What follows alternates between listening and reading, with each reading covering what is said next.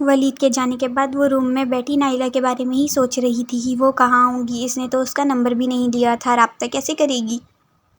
اتنے میں مہر روم میں آتی ہے. تم ٹھیک تو ہو نا ماہی؟ تمہیں کچھ تو نہیں ہوا نا؟ ہاں ٹھیک ہوں میں، مجھے کیا ہوگا؟ تمہیں پتہ ہے میں اتنا ڈر گئی تھی. دیکھو ابھی ٹھیک ہوں میں، تمہیں ڈرنے کی ضرورت نہیں ہے.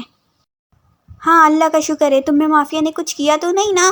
اور اس بارے میں تم ماما کو نہیں بتانا پلیز. تم ٹینشن نہ لو، میں کسی کو کچھ نہیں بتا رہی. اور اگر بتاؤں گی بھی تو کوئی یقین نہیں کرے گا کہ میں ایک مافیا کے پاس سے آ گئی اور صحیح سلامت واپس بھی آ گئی. ہاں وہ تو ولی بھائی کی وجہ سے نا، وہ نہیں ہوتے تو تم بھی مافیا کے پاس ہی ہوتی. تم کتنی معصوم ہو، تمہیں اپنے بھائی پر شک نہیں ہوتا؟ وہ کیسے مجھے وہاں سے لے کر آئے گا؟ اسے پتا تھا کیا مافیا نے مجھے کہاں رکھا ہے؟ کہیں تمہارے بھائی کا کنیکشن تو نہیں ہے مافیا ورلڈ سے؟ ماہی مہر کو سب بتانا چاہ رہی تھی کہ اس کا شک ولید پر ہے، لیکن وہ ڈائریکٹ ایسے مہر کو نہیں بتا سکتی تھی، اسی لیے باتیں گھما گھما کر کہہ رہی تھی. استغفر اللہ، ولی بھائی اور مافیا کام؟ توبہ توبہ، میرے بھائی کبھی ایسا نہیں کر سکتے. ماہی تمہیں کیا ہو گیا ہے؟ تم جانتی نہیں ہو وہ کتنے اچھے ہیں، وہ ایسا نہیں کر سکتے. باقی بھائی نے ٹریننگ لی تھی، آرمی فورس میں گئے تھے، ان کو مافیا کے بارے میں پتہ ہے، لگانا اور ہیکنگ وغیرہ کرنا آتا ہے. اس کے ذریعے وہ تمہارے بارے میں پتہ لگا لیے ہوں گے. اتنا آسان ہے کیا مافیا کے بارے میں پتہ لگانا؟ نہیں آسان نہیں ہے، لیکن بھائی کے لیے ہے. توبہ، کسی پر اتنا ٹرسٹ نہ ہو کہ آنکھوں کے سامنے ہو پر دکھائی نہ دے، وہ دل میں کہتی ہے. یہ نہیں مان سکتی کبھی بھائی سے، کچھ زیادہ ہی ایکسٹرا محبت ہے. کوئی کچھ بھی کر سکتا ہے لیکن ان کا بھائی ولی کچھ نہیں کر سکتا، وہ دل میں کہتی ہے. اب کیا سوچنے دے گی؟ زیادہ نہیں سوچو، آ جاؤ ناشتے پر، ماما بلا رہی ہیں. اوکے تم چلو، میں آئی. اوکے. اور مہر یہاں سے چلی جاتی ہے. یہ تو کبھی نہیں مانے گی، مجھے حارث سے ہی بات کرنی پڑے گی، اس کو دکھاؤں وہ کیا سوچتا ہے. ویسے وہ تو اس سے زیادہ اپنے بھائی سے محبت کرتا ہے، کیا مان جائے گا میری بات؟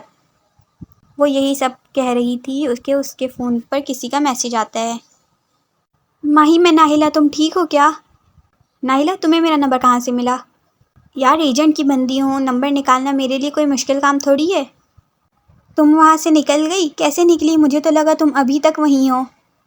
ارے جیسے تم نکلی ویسے ہی میری جب آنکھ کھلی تو کچرے میں پڑی ہوئی تھی. آئی تھنک تم بھی یہیں کہیں ہوگی. وٹ؟ کچرے میں تو اپنے گھر میں تھی. گھر پر کیسے؟ مطلب ایم ڈی مافیا تمہارے بارے میں سب جانتا ہے؟ نہیں وہ ہاں، میں بھی کچرے میں ہی تھی، وہ تو میرا کزن مجھے اٹھا کر گھر لے آیا تھا. میں اس وقت بے ہوش تھی نا، تو مجھے صحیح سے یاد نہیں رہا. بس پتہ نہیں کیوں ماہی نہیں بتانا چاہ رہی تھی نائلہ کو کہ اسے اپنے ہی کزن ولید پر شک ہے، اسی لیے اس نے جھوٹ بول کر بات گھما دی. پر یہ بتاؤ کہ ایم ڈی نے ہمیں کیوں چھوڑا، اور اس نے تو ہمارے ساتھ کچھ کیا کیوں نہیں؟ ہاں تم نہیں جانتی نا ایم ڈی مافیا کے بارے میں بتاتی ہوں کیوں چھوڑا ہمیں. کیونکہ ایم ڈی مافیا وہ واحد انڈر کور مافیا ہے جس سے لڑکیوں میں ذرا سا بھی انٹرسٹ نہیں ہے. وہ لڑکیوں کے ساتھ کچھ نہیں کرتا، وہ بس انہیں ڈراتا ہے. اسے لگتا ہے کہ لڑکیاں کمزور ہوتی ہیں، ان کو بس ڈرا دو تو ویسے ہی آدھی ختم ہو جائیں گی. اسی لیے بس وہ لڑکیوں کو کڈنیپ کرتا ہے، 1 یا 2 دن اندھیرے کمرے میں رکھتا ہے اور پھر چھوڑ دیتا ہے. ایک رات لڑکیاں گھر سے غائب رہے تو ان کی عزت ایسے ہی خراب ہو جاتی ہے، تو اب وہ اور کیا کرے. اور وہ بھی یہ اسی وجہ سے کرتا ہے کہ اس کی تھوڑی وحشت ہو کہ وہ سب کو اپنے نظر میں رکھا ہوا ہے. تبھی تو آفیسر نے مجھے رکھا ہے. اب بات سمجھ آئی؟ اچھا ابھی میں زیادہ بات نہیں کر سکتی ہوں، میں جو ایڈریس تمہیں سینڈ کر رہی ہوں کل یہاں آ جانا، باقی باتیں کل کریں گے.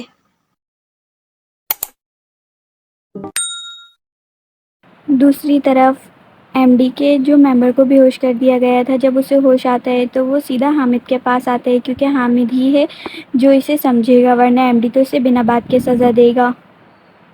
بھائی مجھے معاف کر دو، میں نے جان بوجھ کر نہیں کیا، پتہ نہیں کس نے پیچھے سے آ کر مجھے بے ہوش کر دیا تھا. اب تو باس مجھے نہیں چھوڑیں گے، میں کیسے جاؤں گا باس کے پاس؟ بیچارے کی ڈر کے مارے حالت خراب ہو رہی تھی کہ ایم ڈی اب جو کرنے والا تھا اس کے ساتھ اس سے یہ بخوبی واقف تھا، کیونکہ اس نے دیکھ رکھا تھا کہ جب کسی ممبر سے غلطی ہو جاتی تھی تو ایم ڈی ان کے ساتھ کیا سلوک کرتا تھا. پر اسے کیا پتہ تھا کہ اس کی جگہ کوئی اور چلا گیا تھا، اور ایم ڈی کو ذرا بھی شک نہیں ہوا. فکر نہیں کرو، جب مجھے شک ہوا تم مسنگ ہو تو میں چلا گیا تھا تمہاری جگہ. باس کو ذرا بھی شک نہیں ہوا کہ تم نہیں تھے وہاں. کیا واقعی؟ یہ سننے کے بعد اس کے چہرے پر جو خوشی آئی تھی جیسے مردے کو زندگی مل گئی ہو. ہاں بس اب تم نے یہ بات بھول جانی ہے اور کسی کو بھی نہیں بتانی کہ تم نہیں گئے تھے وہاں، یا تمہاری جگہ میں گیا تھا.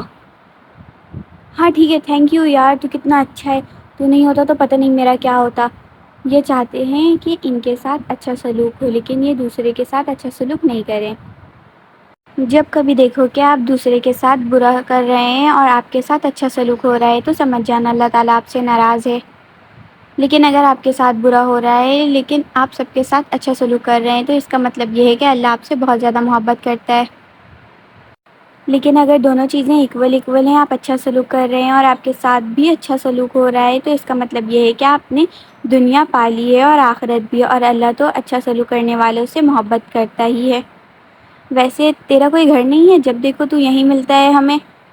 یہ ایک بند فیکٹری کا ٹیریس تھا جہاں حامد بہت سالوں سے رہ رہا تھا، اور یہی وہ جگہ تھی جہاں زیادہ تر ان کے سارے پلانز بنتے تھے۔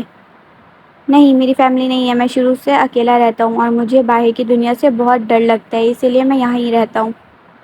پھر تو اسکول نہیں گیا ہوگا؟ نہیں گیا تھا، سرکاری اسکول اور کالج بس۔ ہاں، اچھا۔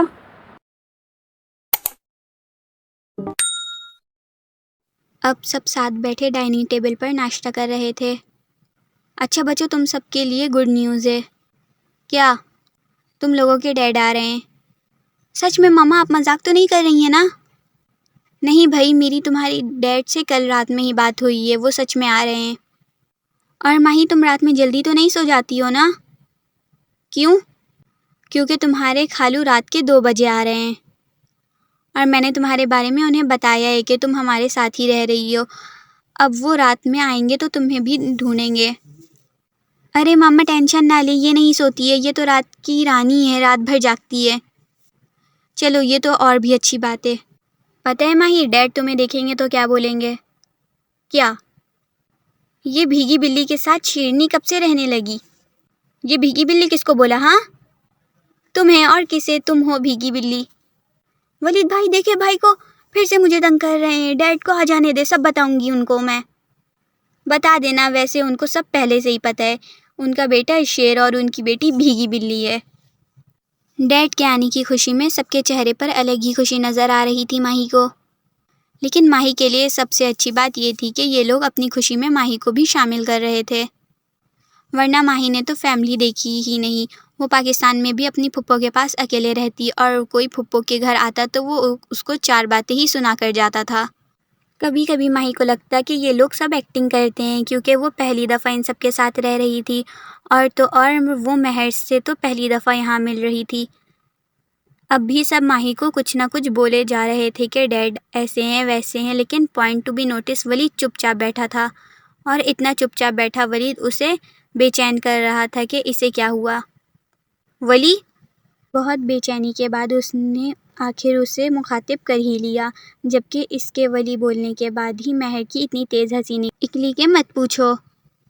ارے تمہیں کیا ہوا؟ لو پڑ گیا پھر سے دورہ۔ ولید کو کچھ سمجھ نہیں آیا کہ کیا ہوا ہے، وہ شاید کچھ اور سوچ رہا تھا۔ ارے کیا ہوا؟ کسی کو کچھ سمجھ نہیں آ رہا تھا کہ مہر کو اچانک کیا ہوا، اور ایک مہر ہی تھی کہ ہنسی جا رہی تھی۔ اب بولو گی کیا ہوا؟